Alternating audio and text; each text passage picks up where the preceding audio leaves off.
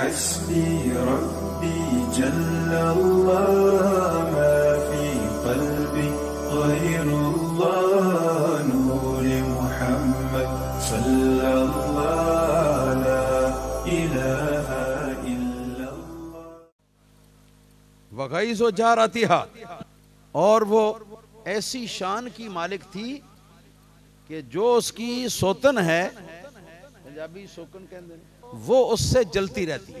یعنی اس وجہ سے کہ جو خوش اخلاقی اس کے یہاں ہے اس کے یہاں نہیں ہے، اور جو شوہر کی خوشنودی اس کو حاصل ہے وہ اس کو حاصل نہیں ہے. وَعَلَى هَذَا الْقِيَاسِ، باقی چیزیں جو ہیں ان کو بھی آپ سمجھ لیں کہ اس کی جو سوتن ہے تو وہ حسد کرتی ہے اس کا، اور یہ اس کی محسود ہے.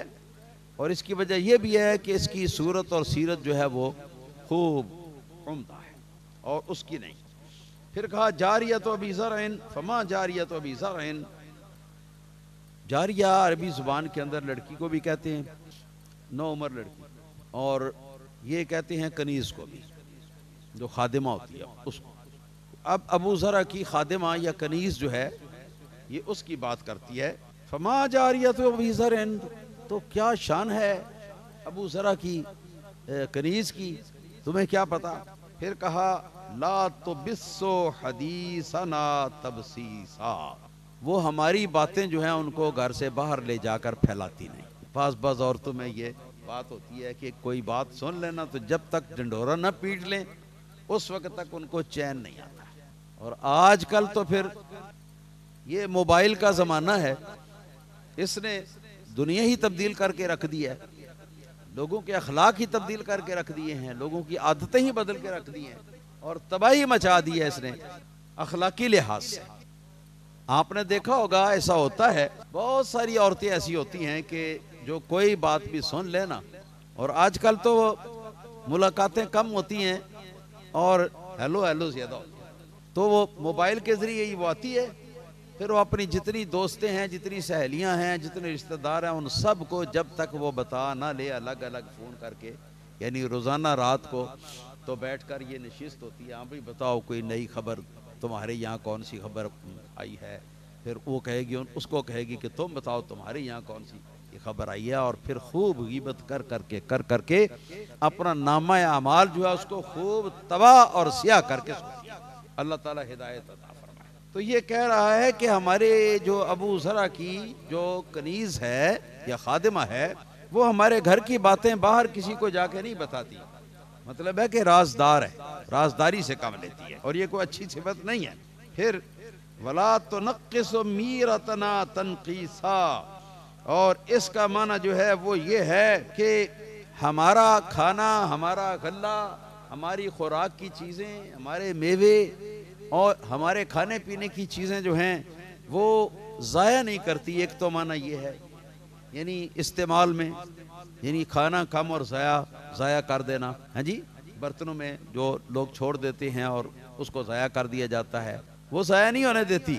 دوسرا اس کا مفہوم جو ہے وہ یہ ہے کہ ہمارے گھر کا کھانا جو ہے وہ ادھر ادھر، ہاں جی، کسی اور آدمی کے، کسی اور شخص کے گھر میں یا اپنی کسی دوست یا سہیلی کے گھر میں وہ منتقل نہیں کرتی رہتی. کیونکہ ایسا بھی ہوتا ہے، بہت دفعہ ایسا ہوتا ہے.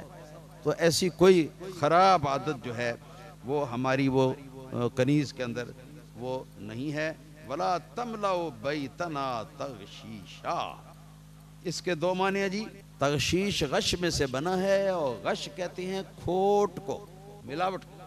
تو لا تملأ بیتنا تغشیشا، اس کا ایک معنی تو یہ ہے کہ ہمارے گھر کو، یعنی یہ کہ صفائی وغیرہ نہ کر کے برتن ہاں جی بکھرے پڑے ہیں، کوئی ادھر کوئی ادھر، ہاں جی بستر پڑے ہوئے ہیں اگلی شام تک وغیرہ وغیرہ. یہ گھروں کے اندر جو اس طرح کی بھی بعض دفعہ حالات ہوتے ہیں، تو اس طرح اب ہمارے گھر کے اندر وہ گند پڑا ہوا نہیں رہنے دیتی، بلکہ اس کی صفائی اور سلیقہ مندی کے ساتھ ہر چیز کو صاف کر کے تو اس کو اس کی جگہ پر سجا کے رکھنا، یہ اس کا طریقہ ہے اور یہ اس کا سلیقہ.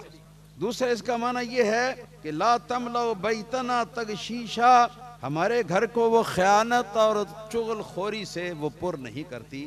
مطلب یہ ہے کہ ادھر کی چگلی لا کے ادھر ہمارے یہاں پہنچائے، اور اسی طرح کسی اور گھر کی جو رازداری کی باتیں ہوتی ہیں وہ سن کر لا کے تو ہمارے گھر میں وہ بیان کرے. تو ایسا کام بھی وہ نہیں کرتی. ہمارے گھر کو اس طرح کی کسی بھی خیانت یا کسی بھی چغل خوری کے ساتھ وہ بھرتی اور آلودہ کرتی نہیں ہے. ام زرع کہتی ہے خرج ابو زرع والاوطاب تمخضوا، کہ ایک دن ابو زرع اپنے گھر سے نکلا گھوڑے کے اوپر سوار ہو کر، اور وہ وقت وہ تھا جو دودھ بلونے کا وقت ہوتا ہے. پتہ ہے نا صبح کے ٹائم پر جن گھروں میں لہرا ہوتا ہے، بھینس گائے وغیرہ ہوتی ہیں، تو گھروں کے اندر وہ اس کو جاگ لگاتے ہیں، اردو میں کہتے ہیں زامن لگانا. اور پھر صبح سحری کے وقت بیویاں اٹھ جایا کرتی تھیں. پرانے زمانے کی بات کرتا ہوں، آج کا تو مجھے نہیں پتا کہ کس گھر کا کیا حال ہے. تو سحری کے وقت اٹھ کر تہجد پڑھتی، اس کے بعد پھر وہ بلونا شروع کر دیتی مدانی کے ساتھ، اور پھر اس کے بعد وہ فجر کی نماز پڑھتی، اور گھر کے لوگوں کے جاگنے تک تازہ مکھن، تازہ لسی، یہ سارا کچھ تیار ہوتا ہے. یعنی وہ وقت تھا جب گھر کے اندر نا مدانیاں چل رہی تھی دودھ بلونے کے لیے، جی، تاکہ اس میں سے مکھن جو ہے وہ نکالا جائے. وہ ٹائم تھا. تو وہ نکلا، چلا گیا. فلقی امرأۃ معها ولدان لها، تو اسے ایک عورت مل گئی کہ جس کے ساتھ 2 بچے تھے چھوٹے چھوٹے، جو کہ کھیلتے ہوئے کبھی ادھر جاتے تھے کبھی ادھر جاتے تھے، خوبصورت کالفہدین، وہ اس طرح اچھلتے پھلانگتے تھے جس طرح کے چیتے کے 2 بچے ہوتے ہیں. یہ ان کی چابک دستی اور جسم کے اندر جو ان کے چستی تھی، یہ اس کا حال بیان کر رہی ہے. اللہ ربی لا شریک لہ یلعبان من تحت خصرها برمانتین. میں اس کا واضح ترجمہ کر نہیں سکتا، اس کی میں معذرت کرتا ہوں، مناسب نہیں ہے. اس خاتون کی چادر میں گھس کر کوئی اس کوک کی طرف سے دوسرا اس کوک کی طرف سے، تو وہ اس کی چھاتیوں کے ساتھ وہ کھیلتے تھے. فطلقنی، تو میرا میاں اس پر فریفتہ ہو گیا ابو زرع، اور اس نے مجھے دے دی طلاق.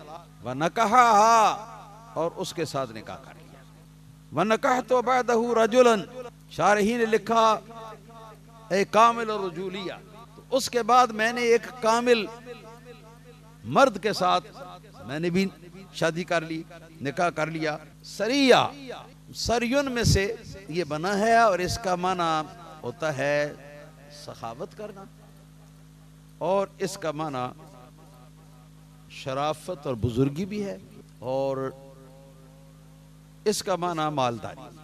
یعنی یہ کہ وہ شخص جس کے ساتھ میں نے شادی کی وہ بڑا شریف النفس تھا، شریف خاندان والا تھا، اور سخاوت کرنے والے گھر کے ساتھ تعلق رکھتا تھا. رکبہ شریعن، وہ ایسے گھوڑے کے اوپر سوار ہوتا تھا کہ جو گھوڑا بالکل ہموار رفتار کے ساتھ وہ چلتا ہے. یعنی اپنا اس کا جو سوار ہے نا، اس کو اس طرح اچھلنے کودنے کی اس کی کیفیت محسوس نہیں ہوتی، بلکہ وہ سمجھتا ہے کہ میں ہوا کے اوپر بیٹھا ہوا ہوں، اور وہ اپنا پچھلا حصہ جو ہے، پچھلی ٹانگوں کو وہ حرکت دیتا ہے، اگلی ٹانگوں کو بھی حرکت دیتا ہے، مگر اس کا درمیان کمر کا جو ہے مقام، تو وہ مقام جو ہے وہ اپنی جگہ سے نہ نیچے ہوتا ہے نہ اوپر ہوتا ہے. یعنی سوار جو ہے اس کو کوئی اوپر نیچے ہونے کی کوفت نہیں. اس طرح کے گھوڑے کو کہتے ہیں فرسن شریعہ. تو اس طرح کے گھوڑے کے اوپر وہ سوار ہوتا ہے. وَأَخَذَ خَطِّيًّا، اور خطی نیزہ وہ اپنے ہاتھ میں پکڑ کے باہر شکار کے لیے جاتا ہے. خط ایک مقام ہے جو عمان اور بحرین کے درمیان ہے، اس کا نام ہے خط.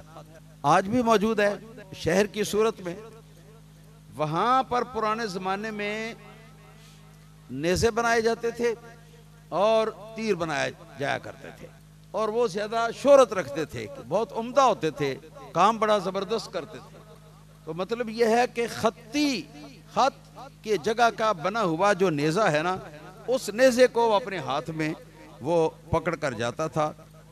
پھر کہ وَأَرَاحَ عَلَيَّ نَعَمًا سَرِيًّا، اور وہ جب شام کو اپنے گھر آتا ہے تو بکثرت مویشی، مال مویشی یعنی اونٹ، گھوڑے اور گائے، بیل اور بھیڑ بکریاں جو ہے وہ شام کو وہ واپس لے کے آتا ہے، کیونکہ دن کے وقت باہر چرنے کے لیے ان کو لے جاتے ہیں اور پھر واپس لے آتے ہیں اپنے ڈیرے پر۔ تو وہ ان کو میرے پاس، میرے گھر میں یعنی وہ لے کے آتا ہے۔ وَآطَانِي مِن كُلِّ رَائِحَةٍ زَوْجًا، رائحہ خوشبو کو بھی کہتے ہیں، اور رائحہ اس جانور کو بھی کہتے ہیں کہ جو جانور جو ہے وہ صبح کے وقت گھر سے باہر چرنے کے لیے چراگاہ میں چلا جاتا ہے اور شام کے وقت واپس لوٹ کے گھر میں آتا ہے۔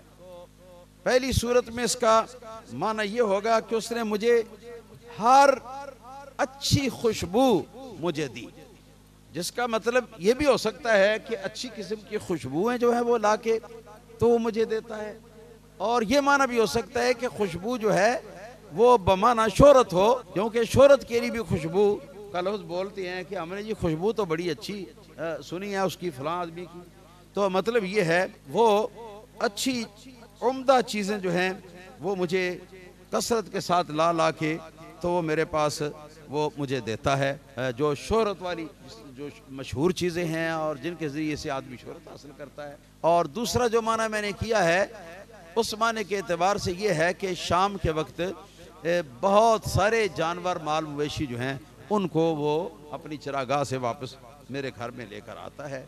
پھر آگے کہا من کل رائحۃ زوجن، زوجن کا لفظ جو ہے اس کا معنی ہوتا ہے جوڑا۔ بعض اوقات یہ مطلق جوڑا جو ہے وہ عام طور پر تو دو فردوں یا دو چیزوں پر بولا جاتا ہے نا، جوڑا، مگر بعض اوقات مجازن یہ جوڑا یا زوج، جوٹا یا زوج، یہ لفظ بول کر تو مراد مطلقاً کثرت ہوتی ہے۔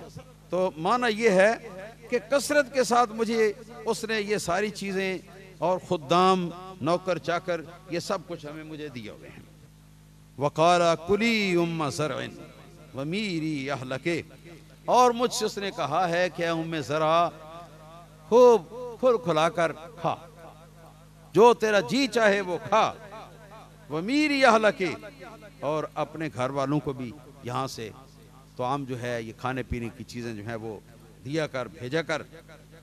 پھر کہا فلو جمعت کل شیء اعطانیہ ما بلغ اصغر آنیۃ ابی زرع، کہتی ہے تو اگر میں وہ تمام نعمتیں جو دوسرے شوہر نے مجھ کو دی ہیں، وہ ساری کی ساری نعمتیں اگر میں جمع کر لوں تو جو ابو زرع تھا نا پہلا شوہر، اس کے گھر کے ایک برتن کی قیمت کے برابر نہیں ہو سکتی۔ اس میں اشارہ ہے کہ اس کے برتن سونے کے تھے، اور سونا پتہ کتنا مہنگا ہوتا ہے۔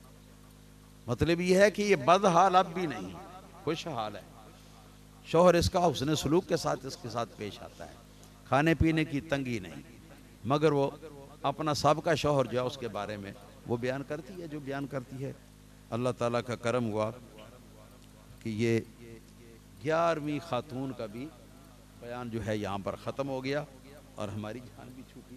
جی قالت عائشہ رضی اللہ تعالی عنہ، حضرت بی بی ام المؤمنین عائشہ صدیقہ رضی اللہ تعالی عنہ نے ارشاد فرمایا فقال لی رسول اللہ صلی اللہ علیہ وآلہ وسلم کنت لک کابی زرع لام زرع، سرکار نے ارشاد فرمایا کہ تو اس کا مطلب یہ ہوا کہ میں تمہارے لیے گویا ایسا ہی ہوں جیسا کہ ابو زرع ام زرع کے لیے تھا، یعنی عزت دینے والا، جی آرام دینے والا اور خوشحالی عطا کرنے والا، یہ ساری چیزیں جب تشبیہ دی جاتی ہے نا تو ایک ہوتا ہے مشبہ، مشبہ وہ ہوتا ہے کہ جس کو تشبیہ دی جائے، اور ایک ہوتا ہے مشبہ بہی، جس کا معنی ہے کہ اس کے ساتھ تشبیہ دی ہے، اور اس عمل کو کہتے ہیں تشبیہ کا کام، تشبیہ کا عمل۔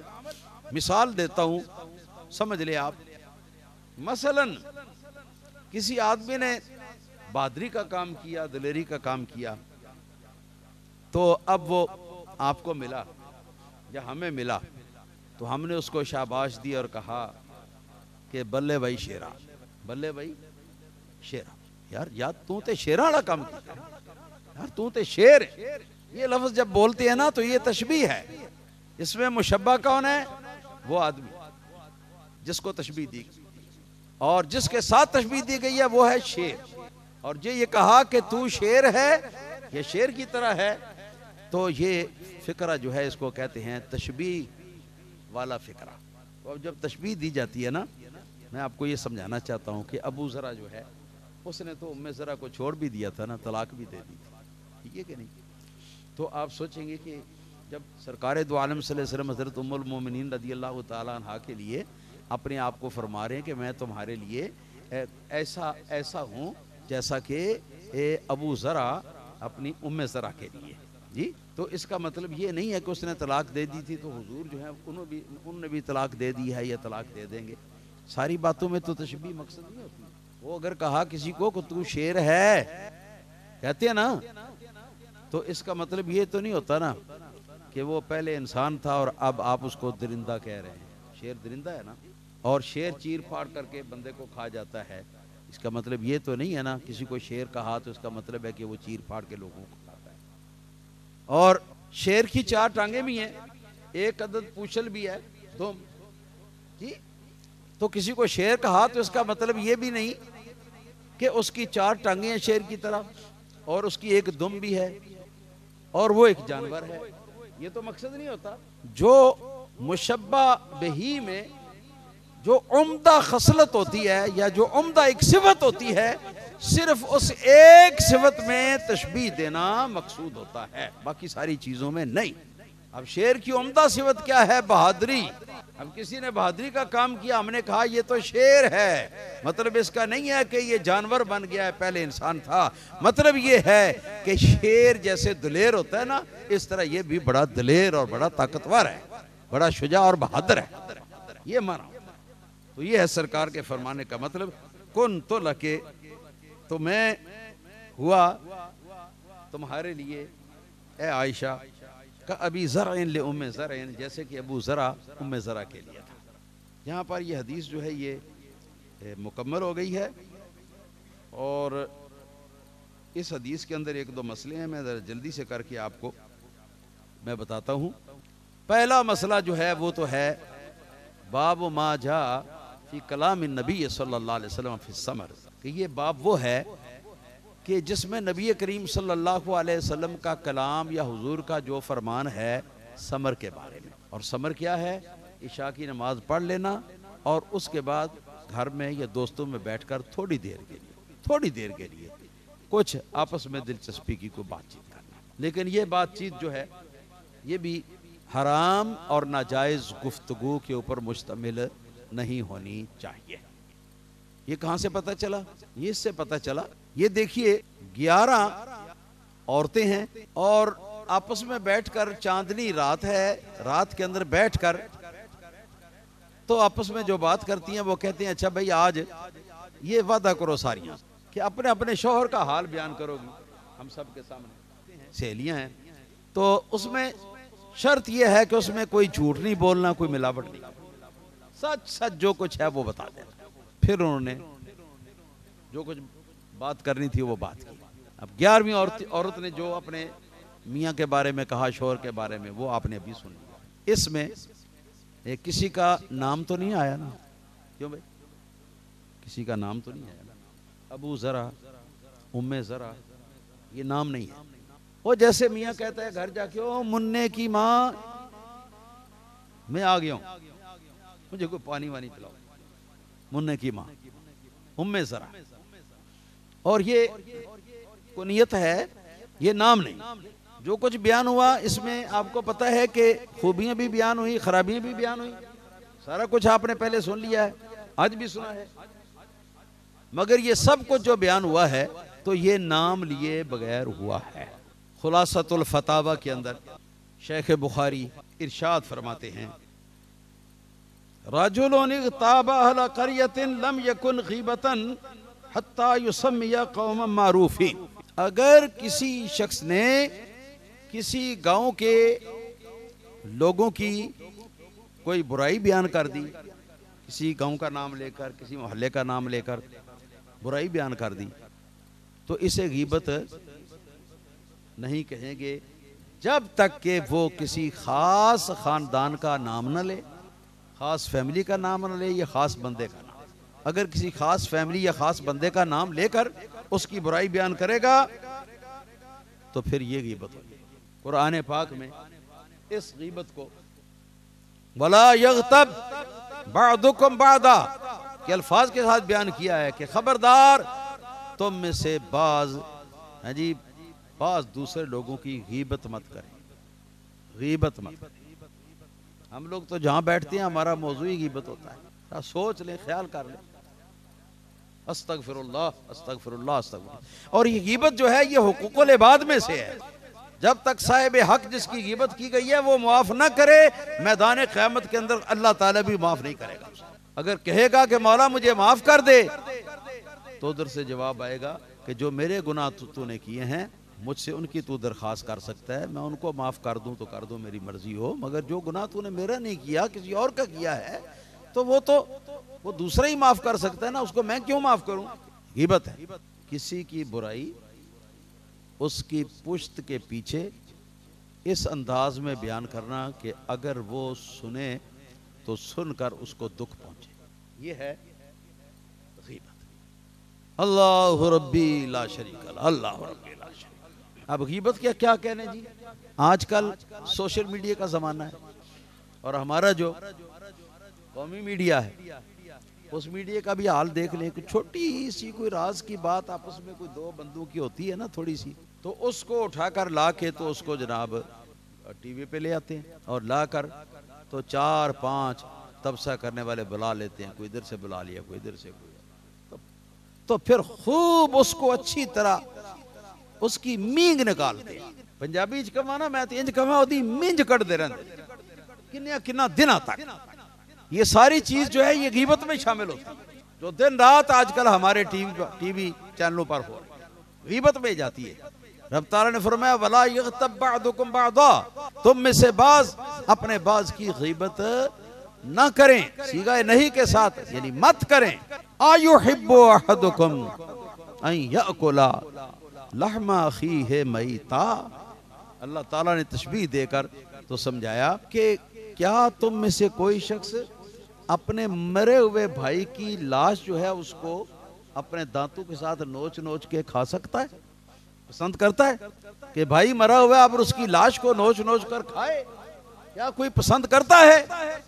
رب تعالیٰ نے غیبت کو اس فعل کے ساتھ تشبیہ دی ہے، اس لیے یہ کبیرہ گناہ ہے، کبیرہ گناہ۔ آج کل تے جدوں تک ریکارڈ نہ لا لیے، جدوں تک توا نہ لا لیے ادوں ذکر چین ہی نہیں آتا۔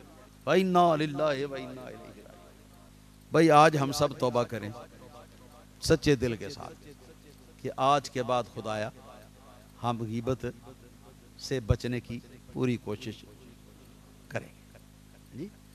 میں کہتا ہوں اللہم آمین۔ یا اللہ تیرے گھر میں بیٹھ کر تیری بارگاہ میں جمعۃ المبارکہ کے مقدس اوقات میں ہم تیری بارگاہ میں یہ وعدہ کر رہے ہیں کہ ہم پوری کوشش کریں گے آئندہ غیبت سے بچیں گے۔ جہاں غیبت ہو رہی ہو یا تو اس کو بند کرائیں گے، اگر بند کرانے کی ہمیں توفیق نہیں، طاقت نہیں ہے تو ہم اٹھ کر علیحدہ ہو جائیں گے، ٹھیک ہے جی۔ یا مولا ہمیں اپنی طرف سے خاص توفیق عطا فرما، ہم انسان ہیں اور ہم میں بڑی کمزوری ہے، بشری کمزوری۔ مولا کریم اپنے حبیب صلی اللہ علیہ وسلم کے واسطے سے اور آپ کے وسیلہ جلیلہ سے ہمیں اپنی پناہ میں، اپنی امان میں اور اپنی حفاظت میں رکھیں۔ آمین سب آمین آمین۔ 3 مرتبہ دعا پر آمین اگر کر دی جائے تو نبی کریم صلی اللہ علیہ وسلم فرماتے ہیں یہ مور لگ جاتی ہے دعا کی قبولیت۔ اس حدیث کے تحت ہمارے فقہاء نے یہ مسئلہ اس سے استنباط کیا ہے، اس میں مبہم یعنی بغیر نام لیے کے مطلق 11 عورتوں کی بات ہوئی، انہوں نے اپنے جو شوہروں کے بارے میں جو بیان کرنا تھا وہ بیان کیا، آپس میں دوستوں سہیلیوں کے انداز میں جو کچھ انہوں نے کیا. تو اب بات ان کے کہنے کی نہیں ہے، ان کی یہ باتیں کرنے کی نہیں ہے، کیونکہ وہ تو ایک دوسرے کو پہچانتی ہوں گی، وہ تو یقیناً غیبت ہوگی اور ضرور ہوگی، مگر ان کی کہانی کو یہاں بیان کرنا ام المومنین رضی اللہ تعالی عنہ کا اور رسول اللہ صلی اللہ علیہ وسلم کا اس کو سن کر تو آپ کا یہ فرمانا کہ کن تو لکے کا ابی زرعین لے ام زرعین، تو میں تو تمہارے لیے ایسا ہوا نا جیسا کہ ابو زرع ام زرع کے لیے، یعنی تمہاری عزت نفس کا خیال رکھتا ہوں، تمہاری عزت افزائی کرتا ہوں، تمہارے آرام کا خیال کرتا ہوں، اور فلاں بات اور فلاں بات. تو یہاں انہوں نے ان عورتوں میں سے کسی عورت کا نام نہیں لیا، نہ ان مردوں میں سے کسی مرد کا نام لیا ہے. اور یہ عورتیں جو ہیں یا تو مکہ مکرمہ کے گردا گرد کوئی گاؤں تھا اس گاؤں کی رہنے والی تھیں، اور یا ایک روایت کے مطابق یہ یمن کی رہنے والی تھی. تو ان کی کہانی جو انہوں نے حضرت ام المومنین نے بیان کی ہے یہ غیبت کی مد میں نہیں جاتی، کیونکہ ان کا نام تھوڑے لیا ہے. ہاں جی، اگر آپ نے کہا کہ بعض لوگ یا کچھ لوگ اس طرح کرتے ہیں، یعنی کوئی برائی وہ کرتے ہیں، اس کا ذکر کیا آپ نے، تو یہ غیبت نہیں ہے. اگر کسی کا نام لے کر اس کی برائی کا اظہار کرتے ہیں، اور یہ برائی کا اظہار کرنا جو ہے کسی شرعی مقصد کے لیے بھی نہیں ہے. شرعی مقصد کے لیے غیبت کرنا حلال ہے، بعض اوقات یہ مستحب بھی ہے، اور بعض اوقات میں یہ فرض اور واجب بھی ہے. شرعی مقصد کے لیے یہ غیبت کے احکام بیان کر رہا ہوں نا. کسی شخص کی برائی کرنا ایسے انداز میں کہ اگر وہ شخص خود سنے تو اس کے دل کو دکھ پہنچے، اور ہمارا بیان کرنے سے مقصد جو ہے وہ یہ ہو کہ ہم اس کا توا لگا رہے ہیں، ہم لطف اندوز ہو رہے ہیں اس کی برائیاں بیان کر کے. یہ تو کوئی مقصد نہیں ہے اچھے مقاصد میں سے. یہ غیبت حرام.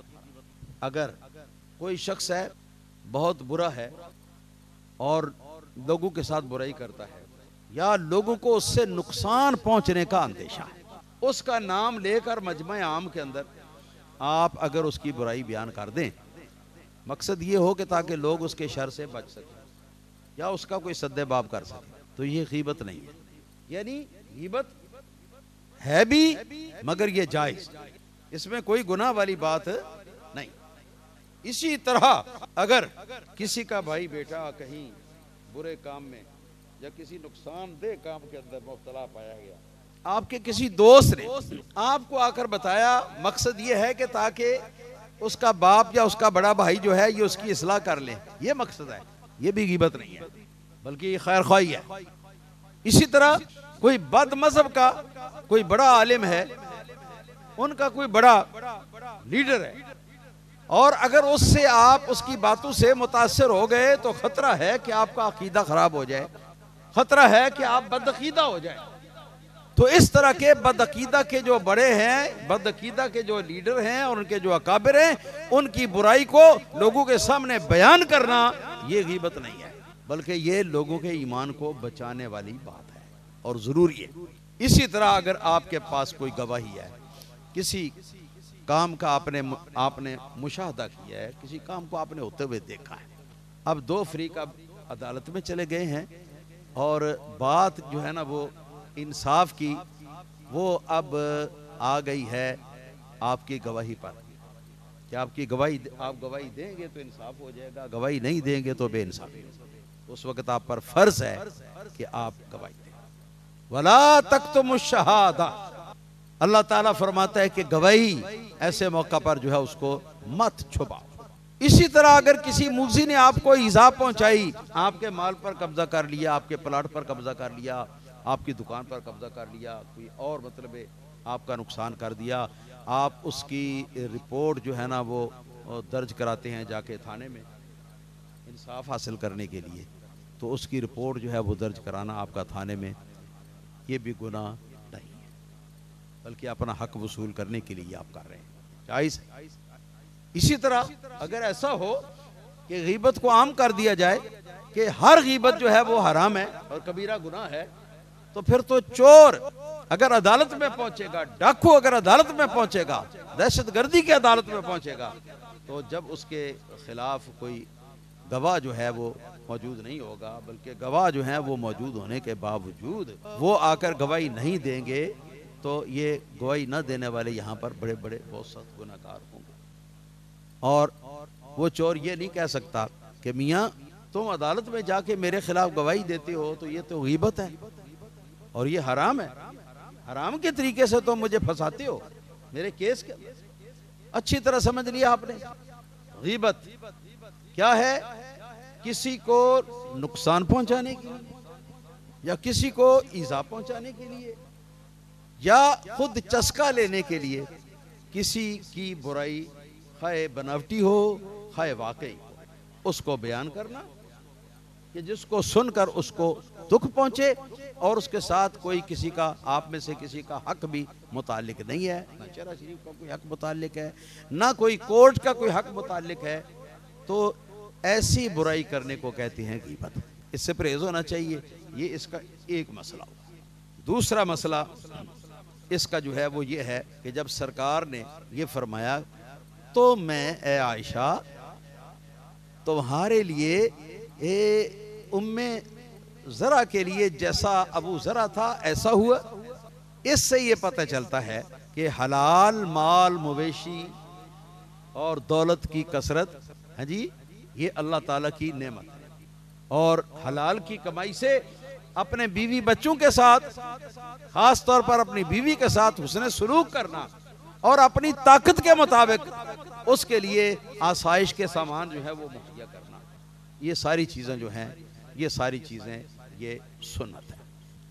اور یہ کہ شوہر کا بیوی کے ساتھ محبت کرنا، بیوی کا شوہر کے ساتھ محبت کرنا، اور کہ دخل در معقولات نہ دینا، یہ چیز جو ہے یہ بہت عمدہ ہے۔ بہتر ہے جو ذاتی معاملات ہیں ان کو ان تک رہنے، ہاں اگر کوئی بات اصلاح کرنے کی ضرورت ہے تو کر لو، ورنہ ہر وقت نہیں کسی کام میں لگے رہو۔ اور اس سے یہ بھی پتہ چلا کہ اگرچہ سرکار کا یہ حکم ہے کہ عشاء کی نماز پڑھ کے جلد سو جاؤ تاکہ رات بھر آرام کر کے تو سحری کے وقت اٹھ کر تہجد پڑھ سکو تازہ دم ہو کے، یا فجر کی نماز پڑھ سکو تازہ دم ہو کے، اگر تہجد نہیں پڑھنے تو گناہ تو نہیں ہے، تو اس مقصد کے لیے جلدی سو جاؤ، یہ سرکار کا حکم۔ تو فضول اور واہیات باتوں میں، خرافات میں یہ وقت جو ہے، اس وقت کو، عشاء کے بعد کے وقت کو ضائع کرتے رہنا، یہ بات جو ہے یہ شرعاً جائز نہیں ہے بلکہ حرام ہے۔ البتہ باہمی دلچسپی کی کچھ باتیں یا ضرورت کی کچھ باتیں کرنی جو ہے وہ جائز ہیں۔ کوئی مہمان آیا ہے اس کے لیے کچھ دیر کے لیے آپ بیٹھ گئے ہیں تو ٹھیک ہے، کوئی حرج نہیں ہے۔ اسی طرح مہمان نوازی کرنی ہے، ہاں جی، تو ٹھیک ہے۔ اسی طرح آپ نے کوئی مطالعہ کرنا ہے صبح پڑھانے کے لیے، پڑھنے کے لیے، یا اپنے آفس میں جا کر کام کرنے کے لیے، تو چلو اس کے لیے بھی کچھ کام آپ کچھ دیر آپ کام کر سکتے ہیں۔ علماء کے لیے رات کو مطالعہ کرنا، ہاں جی، کتابوں کا، طلباء کے لیے سبق کی صبح کی تیاری کرنا، اس کے لیے کچھ دیر تک، مخصوص کچھ دیر تک جاگنا، یہ درست ہے، اس میں کوئی حرج نہیں۔ اسی طرح میاں بیوی کا رات کو عشاء کے بعد جاگتے رہنا، بچے سو جائیں اور وہ دونوں جاگتے رہیں تاکہ وہ وظیفہ زوجیت جو ہے وہ انجام دے سکے، یہ بھی جاگنا جو ہے یہ حرام اور ناجائز